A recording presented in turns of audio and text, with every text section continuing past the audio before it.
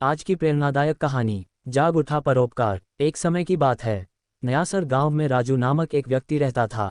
गांव में आपसी भाईचारा और प्रेम बहुत था, इसलिए वहां के सभी समुदाय के लोग आपस में मिलजुल कर रहा करते थे। राजू नामक व्यक्ति अधेड़ उम्र होने के कारण चाचा नंबरदार के नाम से पहचाने जाते थे। सभी उनका मान सम्मान और आदर सत्कार किया करते थे। उनका अपना मकान गांव की चौपाल पर छोटा सा था। उसके अंदर आम का एक पुराना पेड़ था, जिनके फल गांव के बच्चे, बूढ़े और जवान सभी खाया करते थे। राजू चाचा का स्वभाव कुछ इस प्रकार का था कि वे बच्चों को कुछ ज्यादा ही प्यार किया करते थे। राजू चाचा हर साल बरसात के मौसम में जब आम पक जाते थे तो गांव के सभी बच्चों को विशेष तौर पर आम की दावत दिया करते थे। किसी कारणवश पिछले 2 वर्षों से यह परंपरा टूट गई थी। बच्चे उनकी इस बात पर बहुत नाराज रहने लगे थे, परंतु वे कर कुछ नहीं सकते थे, क्योंकि राजू चाचा का रौब भी बच्चों पर कम नहीं था। पहले साल तो बच्चे उनकी इस हरकत पर कि चाचा ने एक बार उनको आम की दावत नहीं दी, आम की फसल बर्बाद कर गए। लेकिन दूसरे साल जब आम के पेड़ पर बोर आया और आमियाँ छोटी छोटी बनने लगी तो बच्चों ने देखा कि चाचा राजू आज गांव में नहीं है। तब सब बच्चों ने मिलकर आम के पेड़ पर पथराव कर दिया। उनकी सारी आमियाँ झाड़ दी। आमियाँ उठा कर बच्चे अपने अपने घर ले गए। कुछ ने खाए और कुछ ने बर्बाद की। राजू चाचा को जब इस बात का पता चला तो इन्हें गुस्सा तो बहुत आया, मगर वे अपने गुस्से को पी गए। किंतु फिर वे किसी अच्छे से मौके की तलाश में रहने लगे। फिर तीसरे साल आम का मौसम आया। राजू चाचा ने अपने पेड़ के आमों के अलावा कुछ आम बाजार से भी मंगवाए और फिर गांव में ऐलान कर दिया, आज पूरे गांव के बच्चों की उनके घर पर आम की दावत है। इस ऐलान को सुनकर बच्चे बड़े खुश हुए, लेकिन वे जितना खुश थे उससे कहीं ज्यादा हैरान भी थे। उस दिन हल्की वर्षा हो रही थी। कुछ बच्चे तो डर के मारे नहीं गए थे और कुछ इस डर के मारे चले गए थे कि कहीं चाचा उनके न जाने पर नाराज न हो जाएं।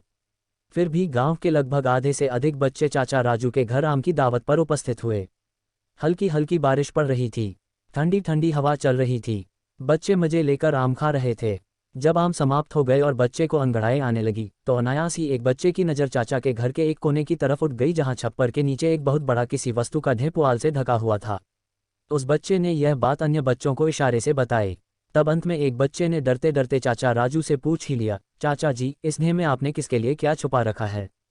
राजू चाचा उसकी बात सुनकर खिलखिलाकर हंस पड़े और फिर उन्होंने अपनी पिछली गलती पर बच्चों के सामने पश्चाताप किया। फिर वे बोले, सुनो बच्चों, आम तो तुम्हें हर साल मिलेंगे ही, लेकिन अगर तुम मेरे मरने के बाद भी आम खाना चाहते हो तो मेरे पीछे आओ।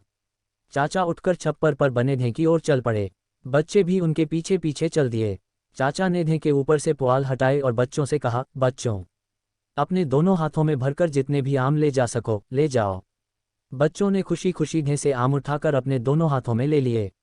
उनकी खुशी को देखकर चाचा राजू की आंखों में आंसू छलक आए। वे बोले, सुनो बच्चों, अपने अपने घर जाकर इन आमों को खाओ और इनकी गुठलियों को अपने अपने घरों में और गांव भर में बो दो।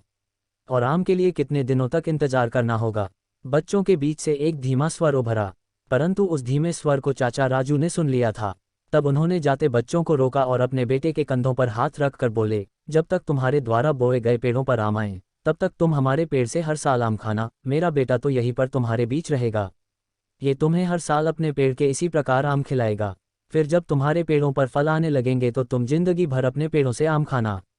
चाचा राजू की बात सुनकर बच्चे खुश हुए। वे हल्ला गुल्ला करते उनके घर से बाहर निकल गए। कई ने चाचा जिंदाबाद की आवाज बुलंद की और फिर अपने अपने घरों को रवाना हो गए।